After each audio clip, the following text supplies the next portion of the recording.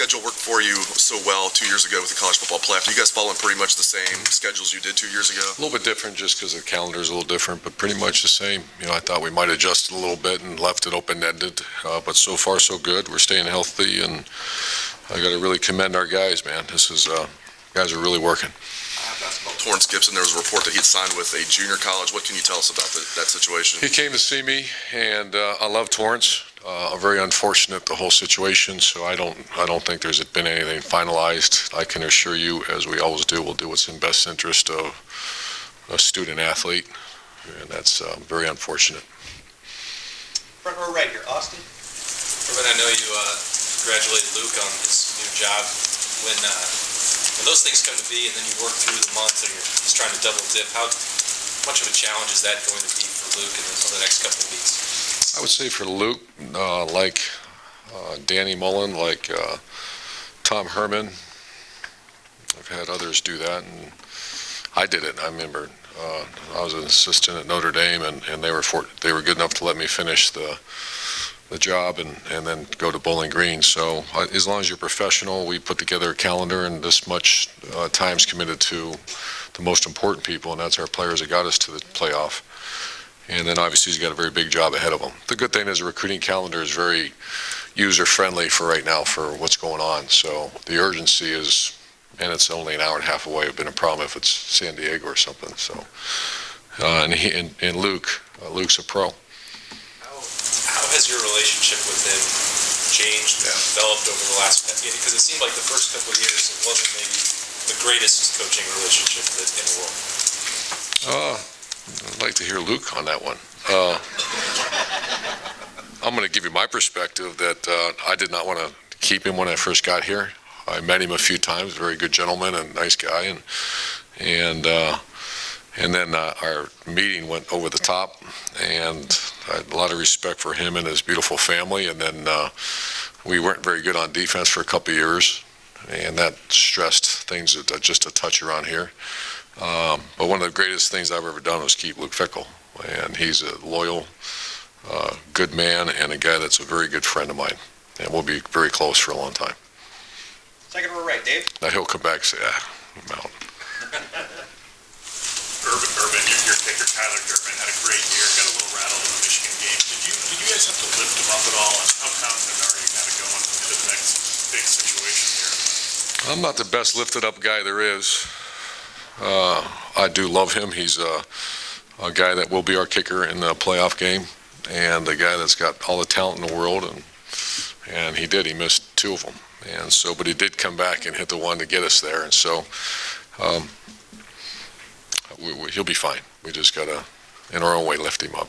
Looking back on that, was that clearly nerves to you? Yeah. I mean, nerves. Everything was, the ball was down, and didn't get too much into it. I learned a long time ago, if I trust the guys are doing their job, I don't micromanage that operation, and you're dealing with Cam, who's the kind of the boss of that group, Cam Johnston.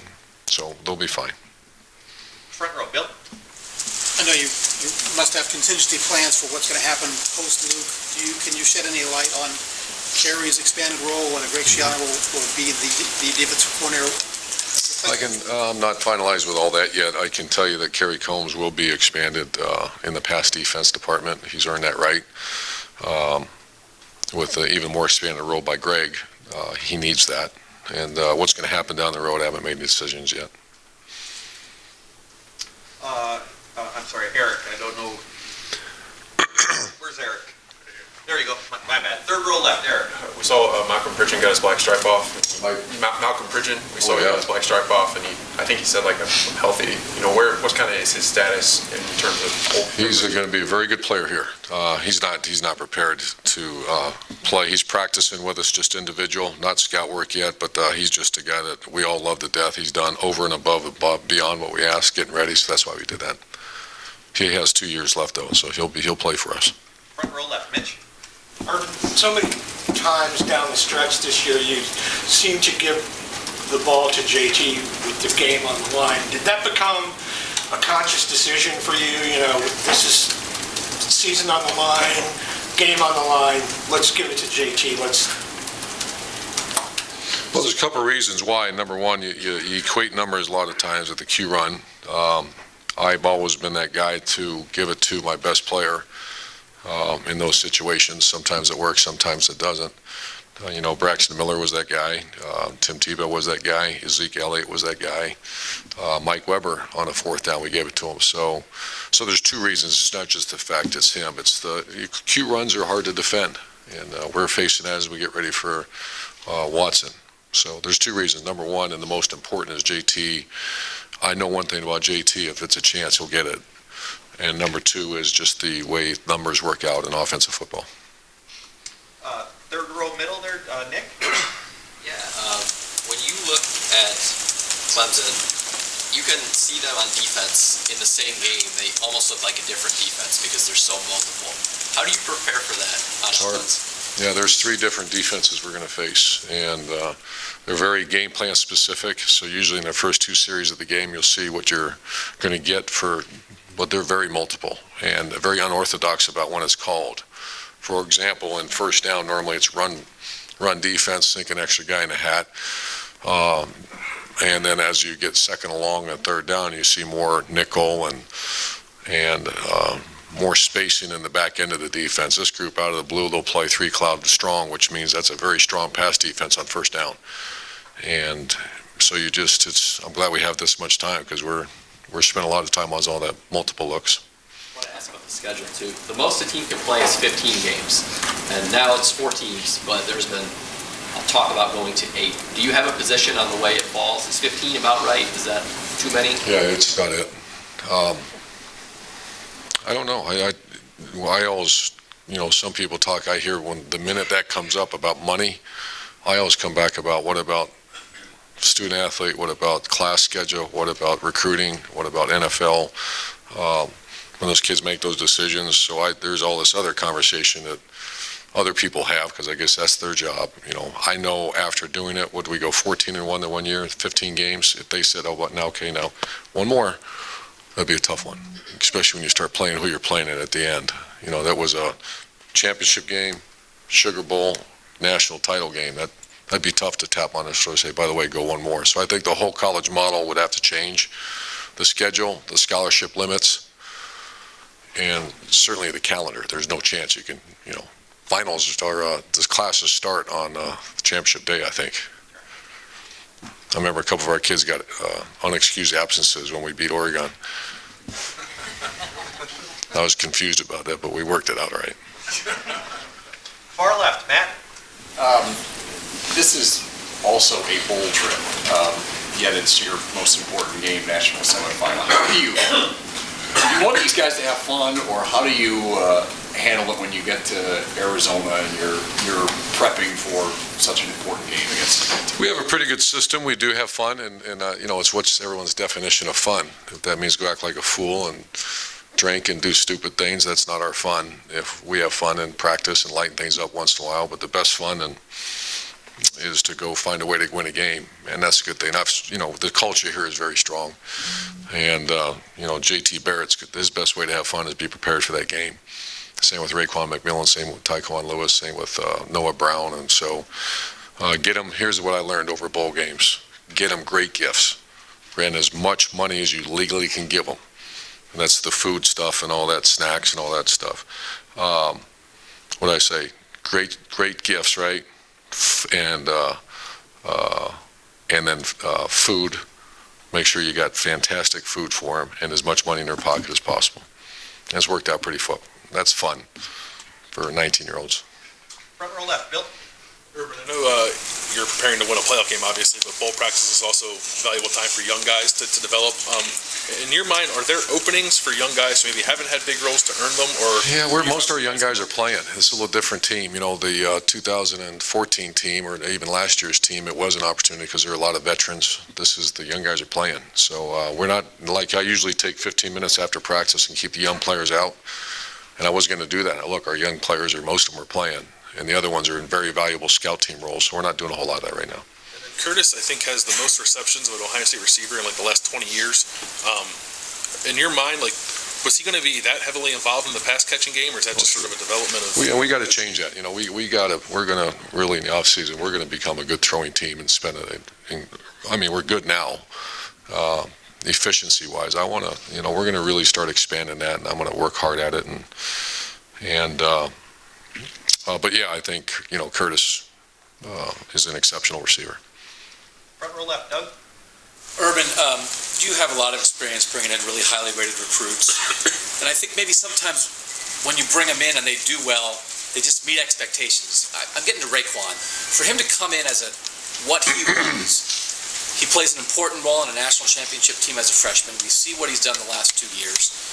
Maybe you expected it, but just a path like that for a kid like that, how is Raekwon McMillan just sort of taking care of business during this time? Probably one of the top 2 or 3 I've ever been around. Yeah, he's, from the day he walked in, and that's a credit to his family, he's a grown man, he handles his business, he's an excellent student, he's a prominent member of a fraternity here on campus, so his campus involvement is strong. He's made Ohio State a better place, the campus. His reputation is solid as gold here, and yeah, he's, I don't want to say he's exceeded every expectation. I've had very few like that. From day one, when he walks on campus, he was a grown man.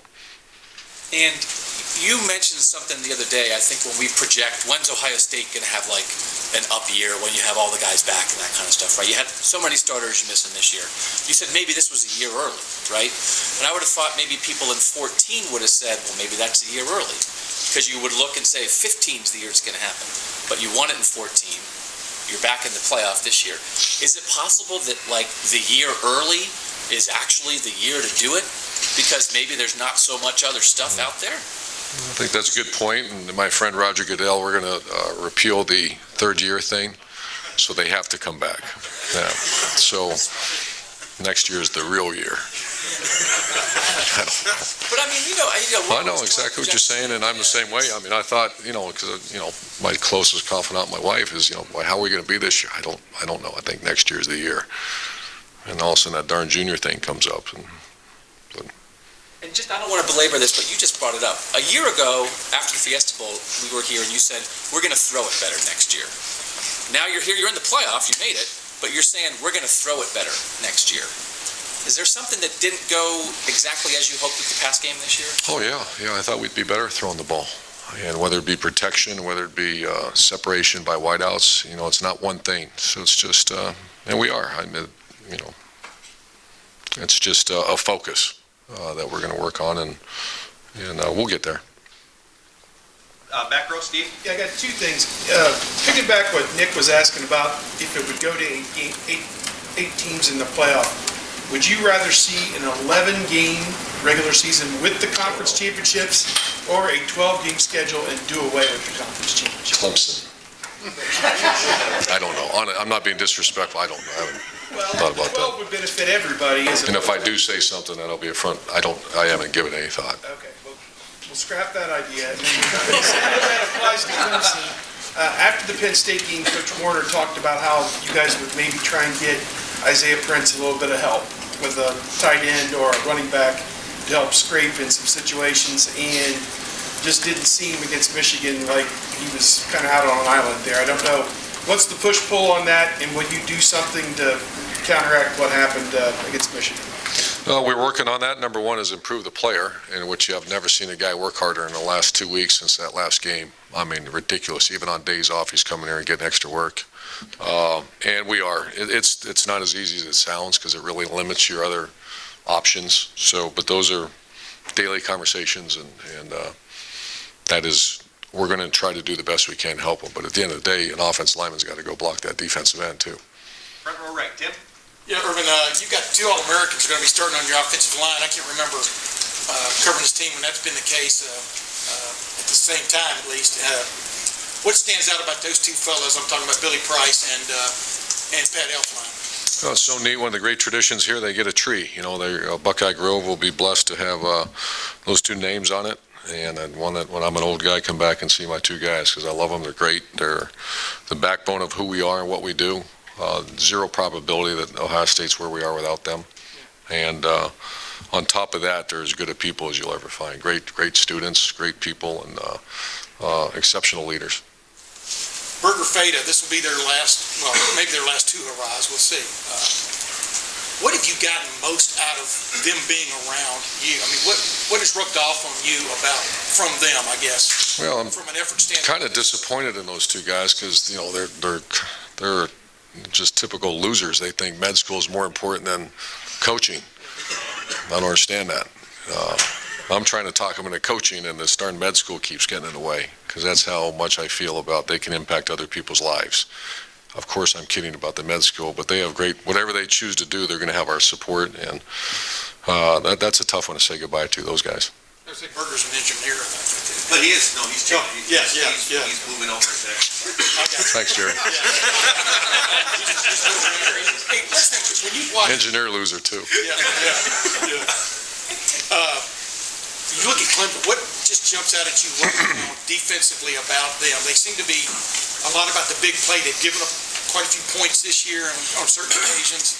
What's the truism you're getting from them right now? The truism is they're gigantic. They're real big at defensive ends, 310 pounds. Inside, they're 310, 315. They're big. They're highly recruited athletes. You can see that. I think they play a lot of defense, and sometimes that gets them out of whack. But it also causes, I think they're number one, or at least in the big games they played, they're number one in the country. We did all the stats against the teams they're supposed to beat, and then the big games. And they're number one in interceptions and number one in tackles for loss. So those kind of defenses create major issues, but every once in a while want to be given up. It's a little bit like our defense. We're very, very into deny every pass, deny every run. When that happens, every once in a while one goes over the top. But the risk reward that we and I can tell Clemson, they just a little different style than we do, because the multiplicity is unbelievable, how many different defenses they run. I mean, there's a video right now of them dropping all 11 players one time on a pass play. Yeah. They end up hitting the pass anyway. It's Virginia Tech. Is that what you're talking about, them being totally unpredictable? Yeah, it's all about the front and coverages. It's, whenever you see evaluation or you do your statistical analysis, it's all percentages. And you say, okay, on first down, they're 60%, they're this, they're 4%, 6%, 8% this, because it's just so much. There's very little tendencies. Okay, we're gonna have to wrap it up. We can keep them at one question. I'll get as many as I can. Rob, back to you. 4 playoff teams, 4 really good coaches. As competitive as you are, do you ever compare yourself to other coaches, these guys, both positively, negatively, what you can learn? I compare programs all the time. For example, Clemson was the program that we really studied because I thought their social media approach to recruiting was number one in the country, so our guys tell me we're number one now. We hired a guy just for that reason. I'll look at what Nick Saban does. He's a friend, and I see what he does, and we certainly evaluate how they go about their business. And then Chris Peterson's been a friend for a long time, so it's not ourselves, but the program. And I like to study winners, and the 3 guys in that playoff are winners, and we certainly know what they do. I get you on Larry Johnson talking to the D linemen, the players. He said he's a different dude, and that his language is not as salty as a lot of coaches. How did that strike you? How does that play out in the meeting rooms? Larry. I've grown to Larry, and I are extremely close now. He's a guy that's hard to get close to. He lives his life in such a private manner. He's got a wonderful family, and his players love him to death. And I see our defense line getting better in recruiting. So he's a very valuable member. And the whole thing about language, I admire him. I've improved, but still slip. Far right over here, Bill. Urban, you said you stress no turnover so much, and you said years ago when you first came here, you have to play great defense. How do you do that? You don't turn the ball over. It seems that JT holds the ball a lot, waiting for that guy to come wide open. Is that part of coverage stacks? Is that something that he does? I think that's that's a blessing and a curse that you sometimes are a little late with a throw, because the one thing you'll never hear about our quarterbacks is they're gunslingers, and they're kind of risk takers, and we just don't do that. That's not the plan to win, and that's not how we just operate. So he does, but that also makes him one of the most efficient passers in college football. His TD to interception ratio will go down in history as one of the great ones. Does that mean every once in a while maybe a little late with the ball? I see it as well. And all you do is try to coach through that. Second row right, Marla? I just wonder, what does Noah Brown have to do, or the offense have to do, for him to recapture that Oklahoma magic? Well, we have to target him a little bit more, and he's got to separate a little bit better, and we got to protect the quarterback. It's not one thing, or we'd fix the one thing. Noah's about back full speed from his injury now. He's really done it. That was a tough injury. And, but it's not just him. It's fine. Last couple. Todd? Why do you think these young guys you have on this team have adapted so well so quickly here? Is it something about young guys coming into college now, or are they more prepared in general to know what to expect, or do you think this group is still a little special in terms of how they... We actually put that on the board. Where do we think they'll, for example, a kid from a St. Xavier, a kid from Dayton Wayne, I'm just thinking off the top of my head, the top programs in the state, St. Thomas down in Florida, John Bosco out in California, the Jersey school. Sometimes you're getting that kid that's starting to get ready to play because he's so well coached in high school. The other kids take 2 years. So obviously if you have a chance to take a guy from an elite program versus an average program, you'll probably take the guy from the elite because he'll play faster. The other opposite of that's true. You take a young man from maybe a place that he's out of position, this and that, and his ceiling might be higher. So those are all conversations we have, and we kind of hit it right because a lot of these kids were ready to play when we got them. And final question, second row, our gentleman from Austin, Dan. Danny Deers from the Austin American-Statesman. Obviously, football fans in our neck of the woods know what they're getting with Coach Herman based on his resume, but what kind of worker are they getting with Coach Herman? Oh, he's great. He's a guy that likes to have fun. He's a guy that works very hard at his job. He's going to surround himself with elite people, and he's got a very good plan in place to... I talk to him still quite often, and the biggest message I always give him and we always talk about is make sure from A to Z everyone's on the same page. And that's something I think he's going to be exceptional at. Coach, thank you. Thanks, guys. Hey, folks.